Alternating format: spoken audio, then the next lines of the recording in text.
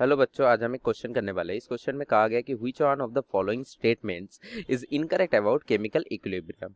तो पहला स्टेटमेंट दिया गया है कि chemical equilibrium is attained whether we start with reactants और प्रोडक्ट।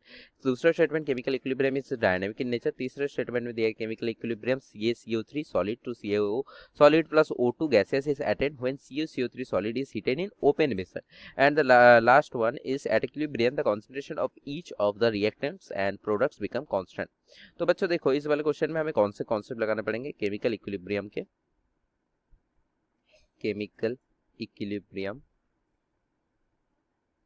के कॉन्सेप्ट्स लगाने पड़ेंगे। तो बच्चों देखो, इस वाले क्वेश्चन में जो पहला ऑप्शन दिया गया है, पहला स्टेटमेंट दिया गया है, तो वो है, देखो, chemical equilibrium is attained whether we start from reactant और प्रोडक्ट। तो देखो, एक इक्विलिब्रियम लेते हैं R2P, एक इक्विलिब्रियम हम ले लेते हैं कि रिएक्टेंट टू प्रोडक्ट। तो ये रिएक्टेंट टू प्रोडक्ट है। तो मान लो ये क्लोज्ड वेसल में चल रहा है, तो पहले हम रिएक्टेंट ले लिए, तो ये प्रोडक्ट में बन गया, पहले रिएक्टेंट टू प्रोडक्ट में बन गया। ठीक है, तो कुछ देर बाद अगर हम देखें तो प्रोडक्ट का जो कॉन्सेंट्रेशन है वो रिएक्टेंट से ज्यादा हो सकता है। ठीक है, वो रिएक्टेंट से ज्यादा हो सकता है, प्रोडक्ट का कॉन्सेंट्रेशन जो है वो रिएक्टेंट से ज्यादा हो सकता है। कुछ देर बाद अगर हम देखें तो प्रोडक्ट का कॉन्सेंट्रेशन रिएक्टेंट से ज्यादा हो सकता है। और फिलहाल कुछ देर बाद अगर देखें हम, तो वो प्रोडक्ट का कॉन्सेंट्रेशन रिएक्टेंट के कॉन्सेंट्रेशन के इक्विलिब्रियम में भी रह सकता है। ठीक है, तो इसी वजह से अगर हम प्रोडक्ट से भी स्टार्ट करें तो इक्विलिब्रियम अटेन हो सकता है। तो ये वाला जो ऑप्शन है वो करेक्ट स्टेटमेंट है। दूसरे स्टेटमेंट में दिया गया है कि chemical equilibrium is dynamic in nature. तो जो केमिकल इक्विलिब्रियम होता है, मान लो R2P, तो केमिकल इक्विलिब्रियम क्या कहते हैं? तो मान लो फॉरवर्ड रिएक्शन रेट हो गया K forward and backward reaction K backward. जो chemical equilibrium KC, equilibrium constant, is equal to K forward by K backward.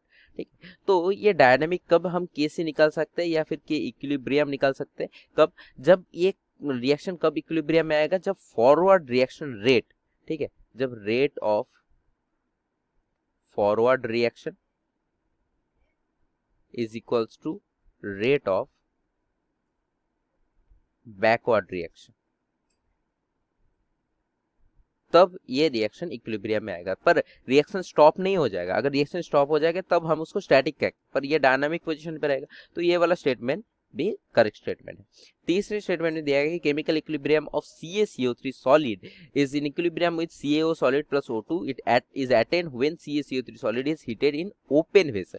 तो देखो, अगर हम जो C क्या कहा गया है, देखो, एक इक्विलिब्रियम दिया गया है कि CaCO3 सॉलिड है, वो इक्विलिब्रियम वो डिसोसिएट होकर बनाता है CaCaO solid plus O2 gaseous.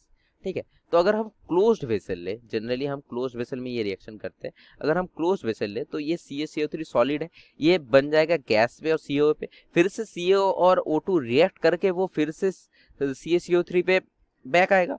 पर अगर हम इधर ओपन वेसल ले ले, एक ओपन वेसल ले ले, तो जो CaCO3 है वो क्या होगा? वो डिसोसिएट होकर जो ऑक्सीजन बनाएगा वो बाहर इवापोरेट हो जाएगा, तो इसी वजह से ऑक्सीजन फिर से CaO के साथ रिएक्ट करके CaCO3 नहीं बना पाएगा, तो इक्विलिब्रियम नहीं आएगा। तो ये रिएक्शन कॉम्प्लीशन के टाइम पे जाएगा एंड वन स्टेप, या फिर हम कह सकते हैं इरिवर्सिबल रिएक्शन हो जाएगा। तब हम लिखेंगे इसको कि CaCO3 solid is giving CaO solid plus O2, तो ये इक्विलिब्रियम अटेंड नहीं होगा। तो ठीक है, तो ये वाला ऑप्शन जो है, ये वाला स्टेटमेंट वो है इनकरेक्ट स्टेटमेंट। अभी लास्ट स्टेटमेंट पे आते हैं कि at equilibrium the concentration of each of the reactant and product becomes constant.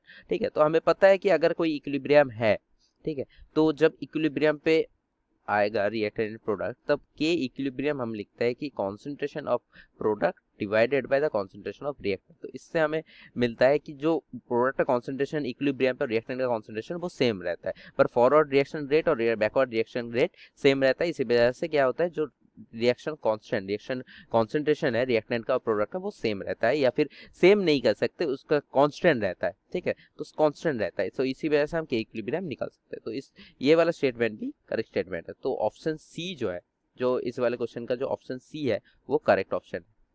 I hope you understand from this. All the best बच्चों।